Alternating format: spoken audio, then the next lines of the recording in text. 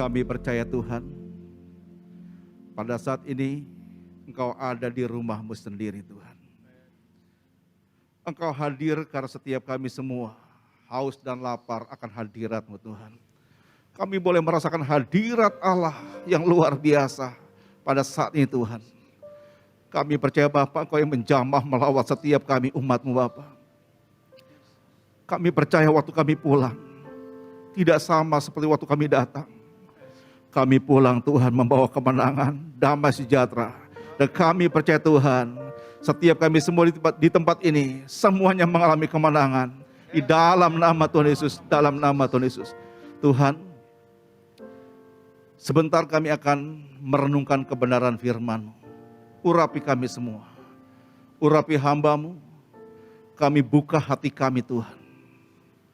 Kami mau fokus akan setiap kebenaran firman Tuhan. Biarlah saat ini juga telinga kami, pikiran kami mau tertuju kepada setiap kebenaran firman Tuhan.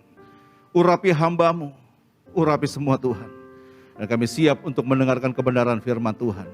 Yang siap untuk mendengarkan kebenaran firman Tuhan, kita mau katakan amin. Berikan tepuk tangan bagi Allah kita. Silakan duduk.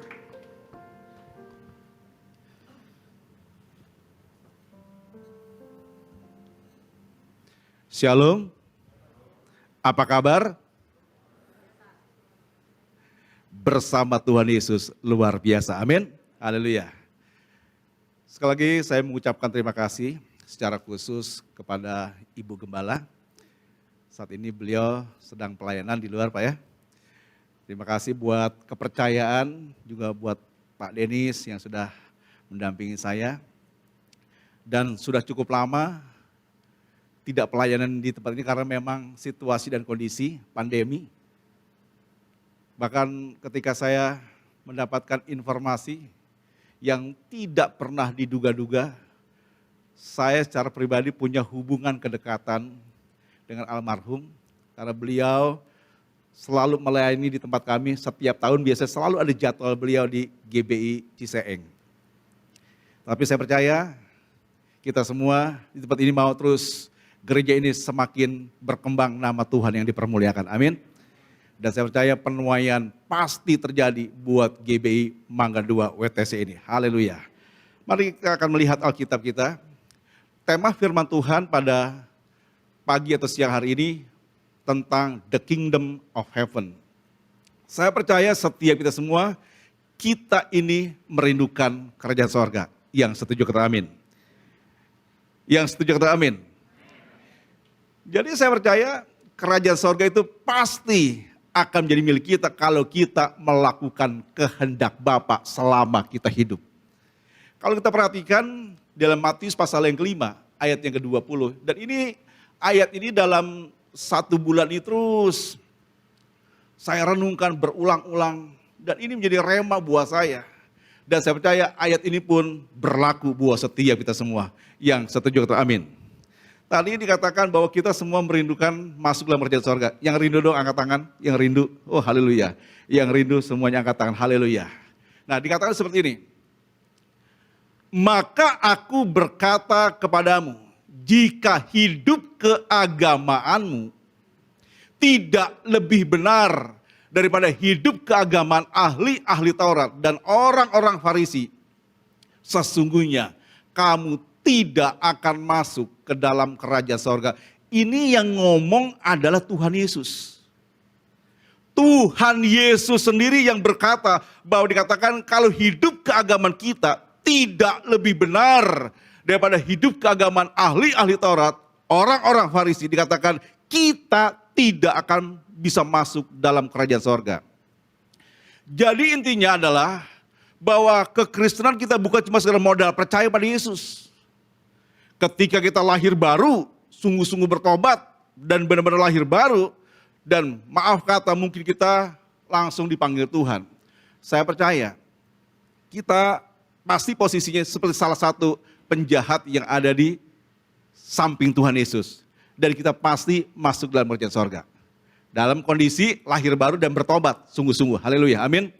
Tetapi yang menjadi masalahnya ketika kita lahir baru, bertobat, tapi kita masih punya kesempatan, diizinkan Tuhan untuk kesempatan hidup. Mungkin 1 tahun lagi, 5 tahun lagi, 10 tahun lagi. Apakah kita masih bisa diselamatkan? Dan saya mau katakan, kalau hidup kita sesuai dengan kehendak Tuhan, melakukan kehendak Bapa, kita percaya, anytime, kapanpun kita dipanggil Tuhan, kita pasti masuk dalam kerajaan sorga. Yang mengerti kata amin. Tetapi kalau kita lihat kembali pada ayat ini, dan ini ada satu peringatan buat setiap kita semua. Dan kita periksa diri kita saat ini, apakah hidup keagamaan kita dikatakan melebihi atau di atas daripada ahli-ahli Taurat? Apa sih dilakukan oleh ahli Taurat? Jelas namanya ahli Taurat. Dan dikatakan juga ada orang-orang Farisi. Ahli Taurat dikatakan ahli kitab. Titik koma dia hafal, namanya juga ahli Taurat. Yang setuju kata amin. Ketika Bapak Ibu pernah berkunjung atau mungkin yang pernah berkunjung ke Yerusalem, tanah perjanjian, ketika mengunjungi yang namanya kamar loteng atas, tempat pencurahan Roh Kudus yang pertama kali dicurahkan 2000 tahun yang lalu, dan di bawahnya itu ada dipercaya makam Raja Daud. Betul ya? Dikatakan ada makam Raja Daud, dan itu seperti ada keranda, ditutup oleh kain hitam dan ada tulisan bahasa Ibrani. Kemudian di sampingnya itu ada sekelompok orang yang senantiasa membaca kitab Taurat yang tidak berhenti-henti pada saat itu. Dia nggak bergeming tuh ketika ada orang selfie-selfie di sana, ada orang turis-turis berkunjung, dan dia sama sekali nggak bergeming. Artinya tetap fokus membaca Taurat. Tetap fokus membaca Alkitab atau firman Tuhan. Dan inilah yang dilakukan oleh ahli-ahli Taurat. Selalu merenungkan firman Tuhan. Bagaimana dengan kita saat ini? Dikatakan kalau hidup keagamaan kita tidak lebih benar daripada ahli-ahli Taurat. Dikatakan oleh Tuhan Yesus, kita tidak akan bisa masuk dalam kerajaan sorga. Yang mengerti kata amin. Sudahkah kita merenungkan firman Tuhan setiap hari? Halo? Oh, saya merenungkan firman Tuhan, Pak. Bersama dengan Pak Pendeta hari Minggu. Hari Minggu toh. Atau mungkin ya seminggu 2 kali.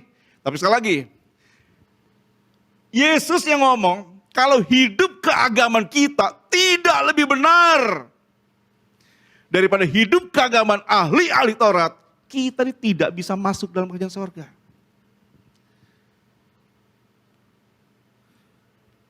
Jadi kita ini bukan cuma sekedar modal percaya, saya percaya sama Yesus pasti masuk surga.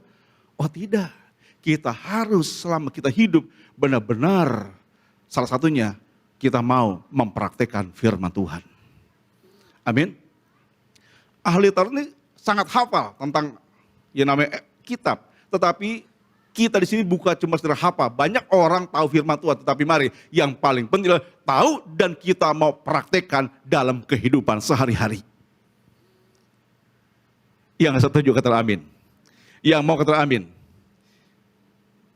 Coba kita renungkan ayatnya. Sama-sama terus kita renungkan sepulang dari gereja. Kita renungkan sama-sama. Jadi masuk surga itu tidak semudah yang kita bayangkan. Tidak semudah yang kita pikirkan. Jadi kita harus punya standar. Artinya hidup kita harus punya nilai-nilai kerajaan surga. Yang mau kata amin. Sebelum pandemi, di daerah kota kami, saya itu dekat dengan kota Bogor, tapi saya tinggalnya di Kabupaten Bogor, daerah Ciseeng, daerah Telaga Kahuripan. Sebelum pandemi biasanya di kota Bogor itu, khususnya Istana Bogor, selalu dibuka untuk umum setiap tahun. Biasanya itu menjelang ulang tahun atau pas hari raya ulang tahun kota Bogor.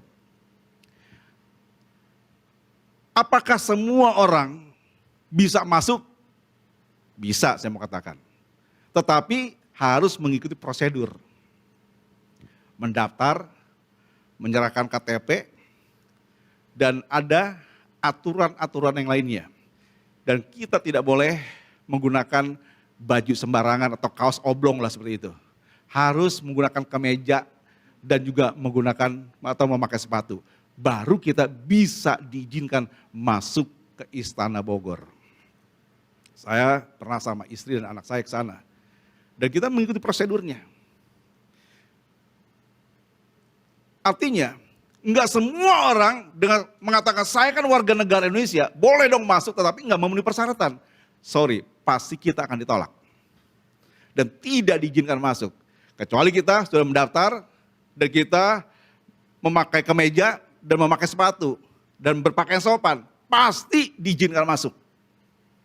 Begitupun untuk kita bisa masuk dalam kerajaan sorga. Dan kita berkata, Tuhan aku kan percaya sama Engkau. Aku percaya Yesus adalah Tuhan, tapi hidup kita tidak mengikuti atau tidak punya nilai-nilai kerajaan sorga dalam hidup kita. Sekali lagi, Tuhan Yesus yang punya hak prerogatif. Kita bisa masuk atau tidak. Dan saya percaya hanya orang-orang yang melakukan kehendak Bapa, dialah yang pasti masuk dalam kerajaan sorga. Yang mengerti kata amin. Kemudian dikatakan, apa sih kegiatan atau yang dilakukan oleh ahli Taurat berikutnya dan orang-orang Farisi.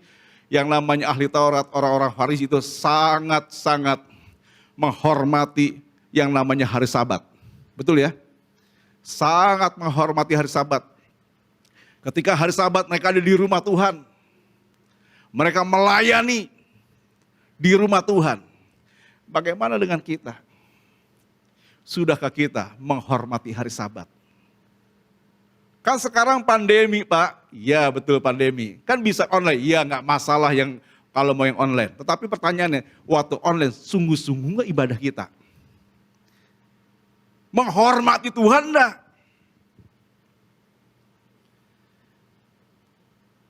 Cuma Tuhan yang tahu dan kita yang tahu. Yang mengerti amin. Waktu online mungkin dalam keadaan ya santai sedikit. Ada kali mungkin maaf kata di sini nggak ada para jemaat Tuhan di rumah pun pasti menghormati hadirat Tuhan. Amin. Tetapi kalau online kita sambil makan, dalam keadaan belum mandi mungkin, dalam keadaan santai, bolak-balik jalan sana jalan sini, apakah itu yang dikatakan menghormati Tuhan? Jadi kita harus menguduskan hari Sabat dan beribadah dengan cara yang berkenan di hadapan Tuhan. Yang mengerti kata amin. Ini kita bisa datang di rumah Tuhan, di gereja, ini luar biasa. Kita adalah pemenang semuanya. Amin. Saya percaya sebentar lagi pandemi benar-benar akan berakhir dan kita bisa berkumpul bersama-sama dalam jumlah yang lebih besar lagi. Haleluya. Kalau kami di daerah, tadi saya sempat cerita dengan Pak Denis, kami ini di daerah, cuma kota kecamatan, daerah Ciseeng. Berbeda dengan di kota besar seperti Jakarta. Di sana salah satu fasilitas internet tuh kurang kenceng lah, kurang memadai. Ditambah jemaat sendiri, banyak juga handphone itu masih tidak seperti handphone yang lebih canggih lah seperti itu. Makanya mereka mengatakan, Pak, kita onsite saja. Tetapi sekali lagi kita harus mengikuti peraturan pemerintah dan juga arahan daripada pemimpin rohani kita. Sejak pandemi tahun 2020, di bulan Maret, diumumkan oleh Bapak Presiden, kita libur ibadah selama kurang lebih 3 bulan. Kemudian dapat arahan dari pemerintah dan juga dari pemimpin rohani kami, diizinkan ibadah. Dan sampai hari ini, kita nih ibadah terus dengan antusias di rumah Tuhan. Dan saya juga kaget, yang hadir tuh full terus. Ibadah 1, ibadah 2, bahkan ibadah anak muda pun, ibadah 1, ibadah 2 khususnya penuh. Dan ibadah anak muda kita memang belum terlalu banyak, sekitar baru 40 orang. Bahkan kemarin juga para pengerja mengatakan, waduh udah gak muat lagi Pak. Dan kita sedang dalam doa, minta tuntunan Tuhan, biar di bulan berikutnya ada ibadah umum yang ketiga. Dan saya percaya, di sini pun pasti, ibadahnya nggak akan pernah cukup 1 kali lagi, 2 kali, 3 kali, bahkan lebih daripada itu. Yang percaya kata amin. Jadi hari-hari ini kita harus senantiasa setia beribadah kepada Tuhan. Inilah orang-orang Farisi, ahli Taurat, dia setia di sinagoga, menguduskan hari Sabat. Jangan sampai kita berkata, kan ibadah masih ada minggu depan. Yang menjadi pertanyaannya, kita masih bisa hidup nggak sampai minggu depan? Kematian itu buat kita itu misteri. Tetapi buat Tuhan itu bukan misteri. Tuhan tahu kapan, hari apa, tanggal berapa, bulan apa, tahun berapa saya dipanggil Tuhan. Tuhan tahu. Tapi bagian kita harus berjaga-jaga setiap saat. Yang mengerti kata amin. Yang lebih parah udah nggak onsite, nggak online. Kalaupun online, aduh nggak ikut yang siaran langsung. Mungkin nanti sore atau nanti malam. Kelamaan nih mimpin pujian digeser sedikit. Khotbahnya kelamaan digeser sedikit. Langsung doa berkat, amin selesai. Tapi saya percaya di sini nggak ada yang seperti itu. Semuanya setia dari awal sampai akhir. Amin. Yang di rumah-rumah juga, amin. Haleluya. Mari kita renungkan. Sekali lagi, kalau hidup keagamaan kita tidak lebih benar daripada ahli Taurat dan orang-orang Farisi, Tuhan sendiri ngomong, kita tidak akan bisa masuk dalam kerajaan sorga. Ibadah itu peperangan rohani, ada tantangannya. Ingat, ketika Tuhan Yesus dicobai, selesai dia berpuasa 40 hari, langsung dicobai. Nanti bisa dilihat dalam kitab Matius pasal yang keempat. Di sana dikatakan pencobaan yang terakhir, Tuhan Yesus dibawa naik ke atas gunung yang tinggi oleh iblis. Diperlihatkan yang namanya kerajaan dunia dan kemegahannya. Iblis katakan, kalau engkau sujud menyembah kepadaku, aku akan berikan semuanya ini kepadamu. Langsung dihardik oleh Tuhan Yesus. Enyahlah engkau iblis, engkau harus sujud dan menyembah kepada Tuhan saja. Tawarannya menggiurkan. Berapa banyak kita nggak punya waktu buat ibadah karena kita masih memikirkan hal-hal duniawi. Amin. Contoh nih, nggak ada dusta di antara kita. Tiba-tiba ada tawaran, nggak usah ibadah deh hari ini. Ada ini nih, ada bisnis. Pokoknya kalau you hadir, you langsung dapat 200 juta. Pilih 200 juta atau pilih ibadah? Halo? Pasti kebanyakan, waduh kapan lagi ini? 200 juta.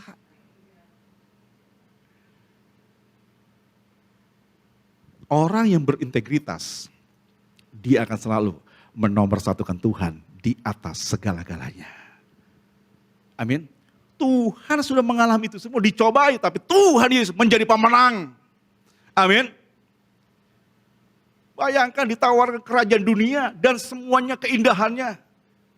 Banyak orang akhirnya apa? Tergiur di sana, terjebak di sana, terbuai di sana.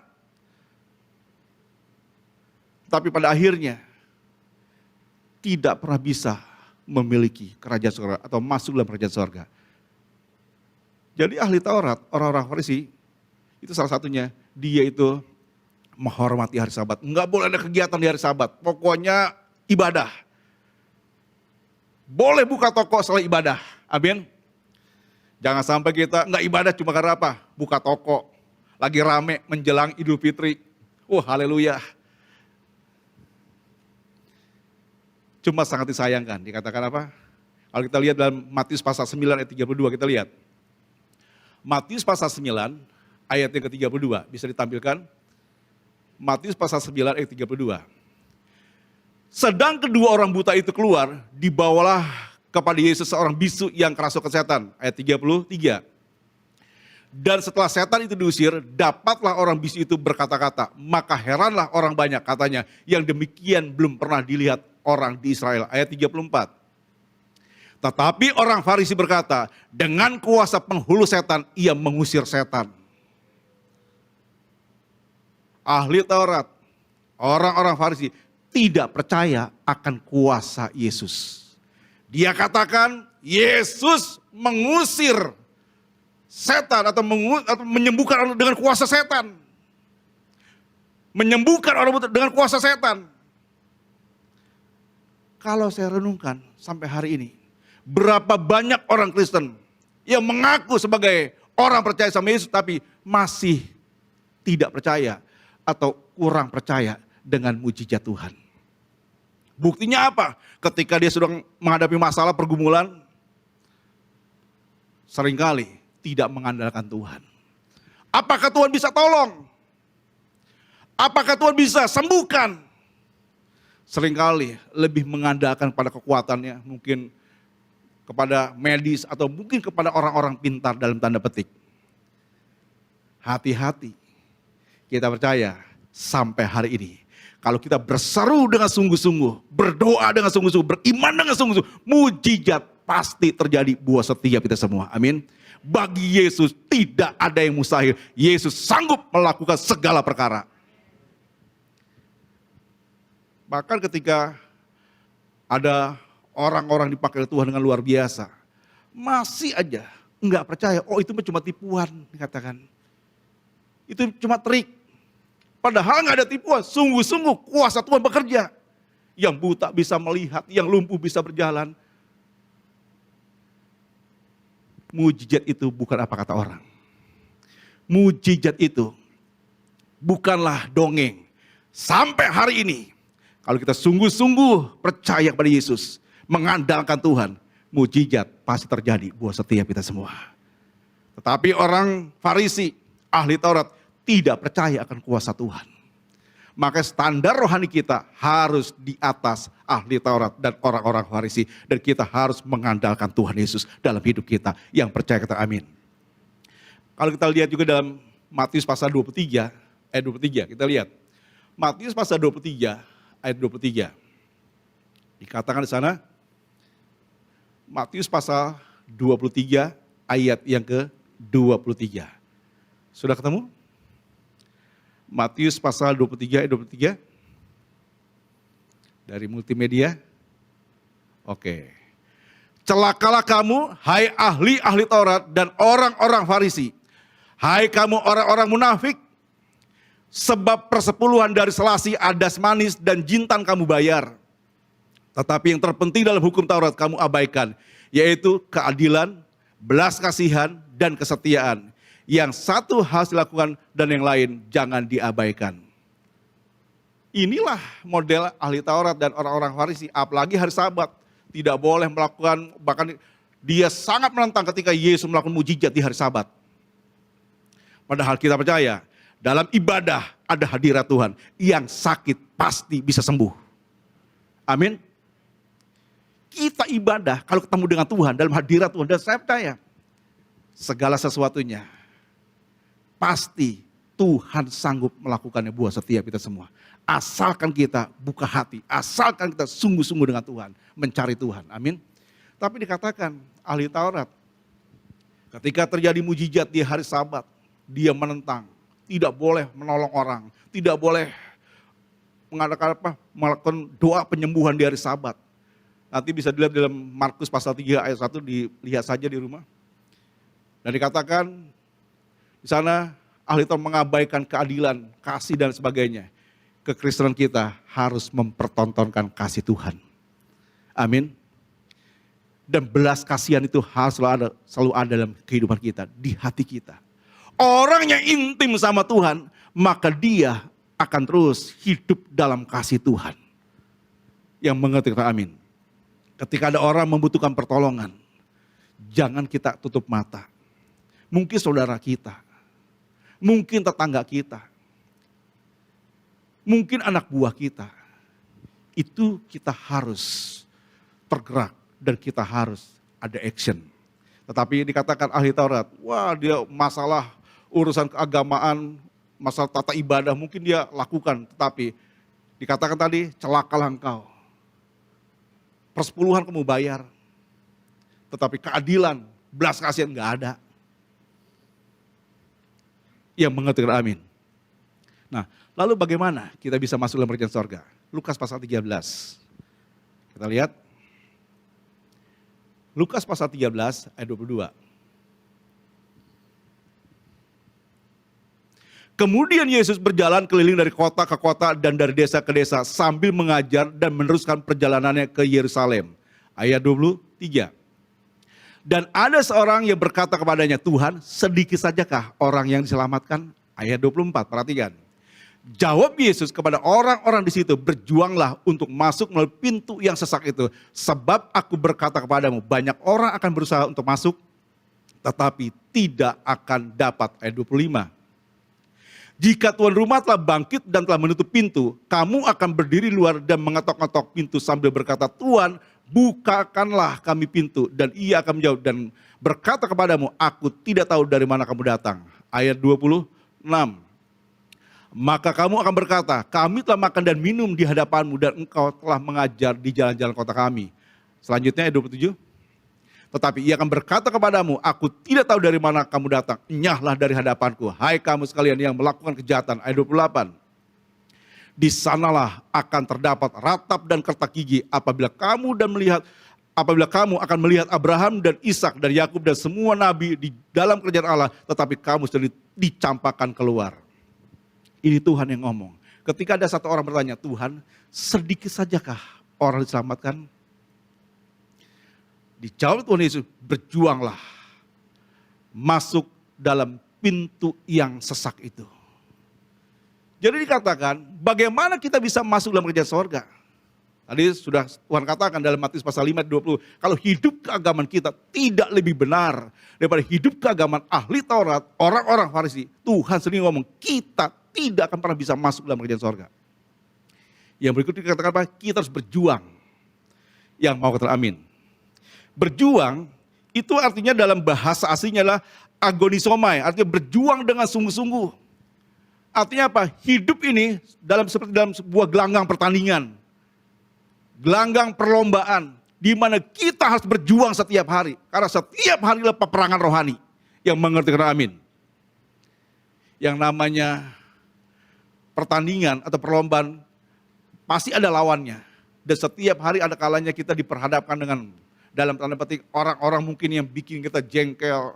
Situasi dan kondisi yang membuat kita akhirnya menjadi apa? Menjadi bisa buat kita marah, emosi dan sebagainya, panik, khawatir, takut dan sebagainya. Jadi hari-hari ini yang Tuhan mau, kita ini harus terus berjuang. Filipi pasal 2 dikatakan, ayat ke-12. Kalimatnya berkata salah satunya, kerjakanlah keselamatanmu dengan takut dan gentar kepada Tuhan. Artinya apa? Ketika kita sudah memperoleh anugerah keselamatan itu harus kita pertahankan. Dan kita harus terus berjuang bagaimana kita semakin hari semakin berkenan di hadapan Tuhan. Yang mengerti kata amin. Kita harus berjuang melawan sifat-sifat kedagingan kita. Berjuang. Untuk apa? Hidup dalam kekudusan. Hari-hari ini kita lihat. Karakter seorang itu akan kelihatan ketika dia itu punya masalah. Ketika sedang dihadapkan pada persoalan dan karakter itu akan kelihatan. Apakah sudah berbuah ataukah masih timbul manusia lamanya. Gak usah jauh-jauh, di jalan raya aja ya. Di jalan raya. Kalau kita bawa mobil, apalagi lalu lintas di kita ini, ya ada kalanya nggak terlalu tertib lah, kurang disiplin. Yang lawan arah lah, yang berhenti mendadak lah. Nggak usah jauh-jauh juga di jalan tol, ada peraturannya. Batas kecepatan maksimum Jagorawi Cikampek 100 km per jam. Tapi seringkali kita nggak sabar, pengennya 120, 150. Itu kan kita sudah melanggar peraturan. Apakah yang seperti itu dikatakan kita sebagai orang pejuang kepada ketaatan, pada hukum yang berlaku, yang mengerti kata amin.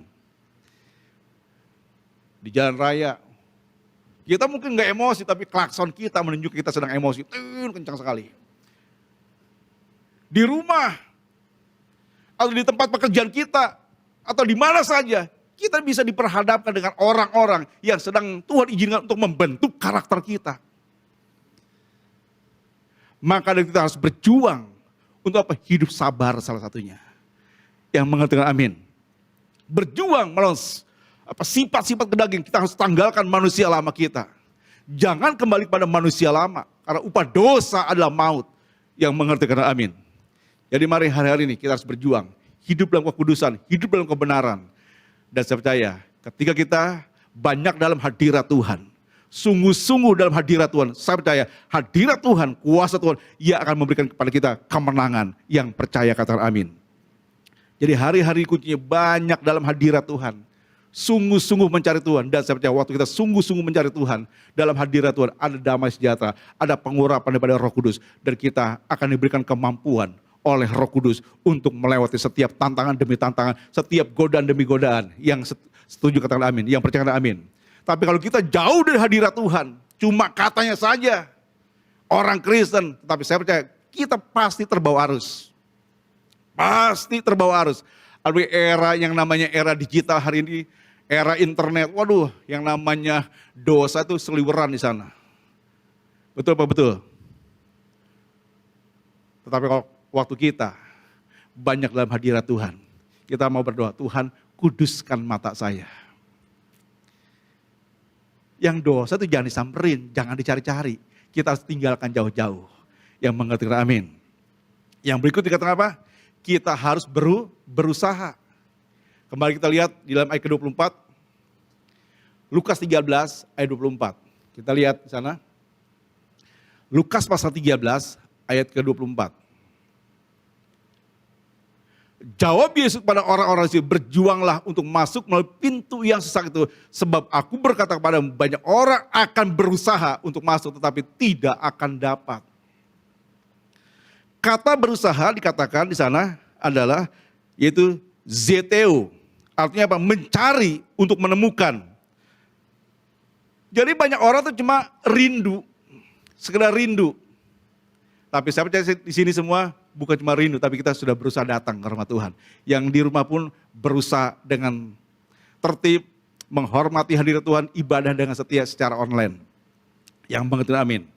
Banyak orang cuma sekedar rindu, tapi nggak ada berusaha, nggak ada action, nggak ada tindakan. Yang Tuhan mau, kita di sini berusaha untuk selalu mencari Tuhan. Kalau zaman dulu, belum zaman handphone, ketika mungkin Pak Denis menikah tahun berapa Pak? Menikah? Tahun berapa? Pasti ada masa-masa pacaran juga Pak ya? Iyalah. Ketika kepingin ketemu dengan pacar pasti ada usaha untuk ketemu Pak ya. Pasti ada usaha ketemu. Bukan cuma aduh rindu saya dengan pacar saya tapi nggak mau ketemu gitu. Telepon enggak, coba rindu aja. Katanya rindu Tuhan. Tapi nggak pernah datang ke rumah Tuhan. Nggak pernah ikut online. Apakah itu dikatakan sedang berusaha? Orang yang berusaha dia akan selalu mencari Tuhan. Ketika kita berjuang dan berusaha, saya percaya kita pasti bisa masuk lewat pintu yang sempit dan sesak itu. Tapi kalau kita nggak berjuang, hidupnya semau gue. Banyak orang hidupnya semau gue.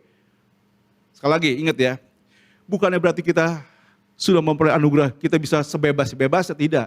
Tapi kita harus, hidup kita punya nilai-nilai kerjaan sorga.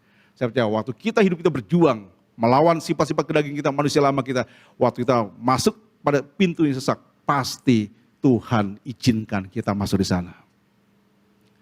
Kalau enggak, malaikat akan cegal kita. Karena apa? Tuhan enggak ada daftar namanya, nama kita. Yang mengerti amin. Jadi sekali lagi, ayo. Untuk kita bisa masuk dalam kerajaan sorga, kerohanian kita harus melebihi ahli Taurat dan orang-orang Farisi. Bukan cuma sekedar hafal Alkitab, tapi kita harus mempraktekkan firman Tuhan. Ada belas kasihan, setia beribadah, yang mengerti amin. Berjuang dan berusaha. Dan saya percaya, kapanpun Tuhan panggil kita, kita pasti masuk dalam kerajaan sorga. Jujur, kita semua ini sedang dalam antrian. Kita semua sedang antri nih. Syarat meninggal nggak harus tua. Syarat meninggal nggak harus sakit payah. Sewaktu-waktu kita bisa mengalami kematian. Maka dari itu kita harus berjaga-jaga. Amin. Berjaga-jaga. Kalau hidup kita berjaga-jaga, saya percaya kita pasti masuk dalam kerajaan sorga. Berjaga-jaga artinya apa? Kita mau melakukan kehendak Bapa. Hidup dalam kebenaran, hidup dalam kekudusan. Terus berjuang, baca Alkitab, ibadah dengan setia. Setia kepada pasangan, setia kepada Tuhan. Ayo kita layani Tuhan sama-sama di tempat ini. Saya percaya Pak Yupo sudah ada bersama-sama dengan Tuhan. Dia sedang menyaksikan dari sorga. Agar umat Tuhan yang ada di tempat ini tetap semangat. Berjuang. Terus lanjutkan pelayanannya. Dukung Ibu Gembala kita. Yang mau katakan amin?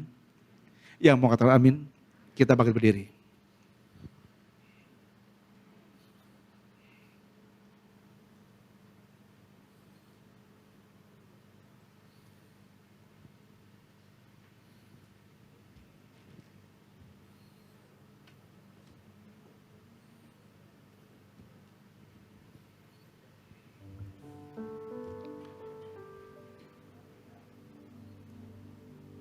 Kita siapkan hati kita. Saya undang worship leader. Kita sama-sama angkat satu pujian. Dan biarlah pujian ini menjadi doa buat setiap kita semua. Setiap kalimat kita mau hayati. Dan kita percaya. Kita mau menjadi orang-orang yang berkenan di hadapan Tuhan. Oh haleluya.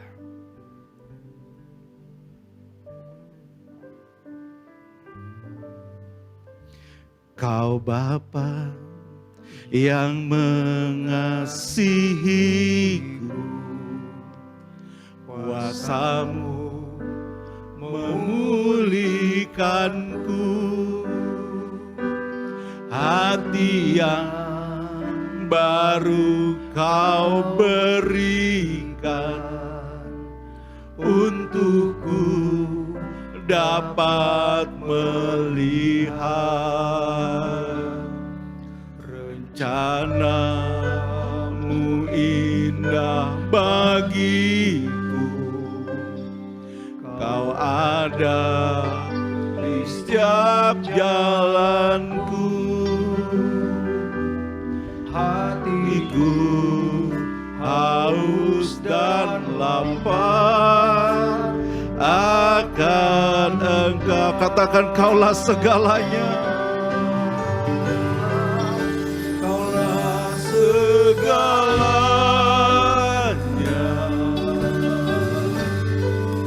di dalam hidupku. Kerajaan-Mu,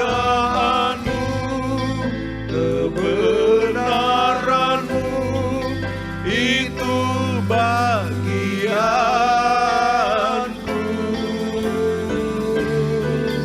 Kaulah yang kupandang selama hidupku,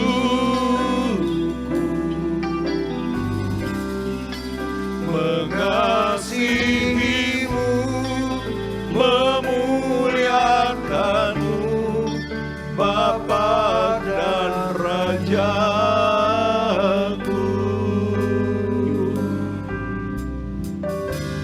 Kau Bapa yang mengasihiku,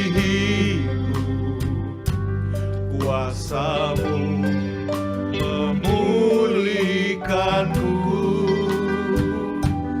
hati yang baru Kau berikan untukku dapat melihat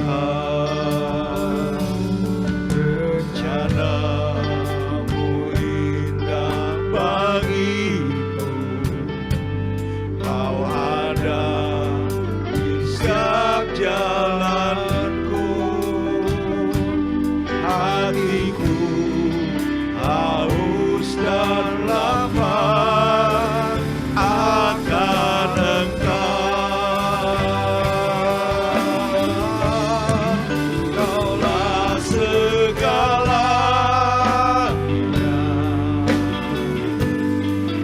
di dalam hidupku. Kerajaan-Mu, kebenaran-Mu itu bagianku. Kaulah yang kupandang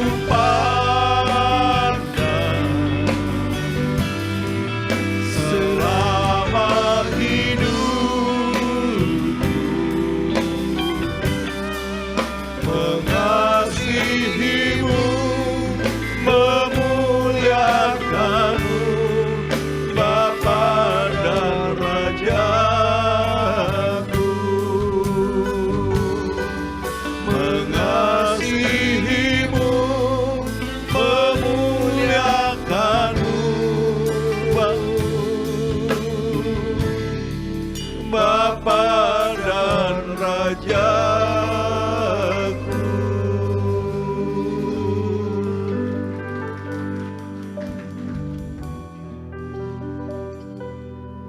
Kami percaya Tuhan,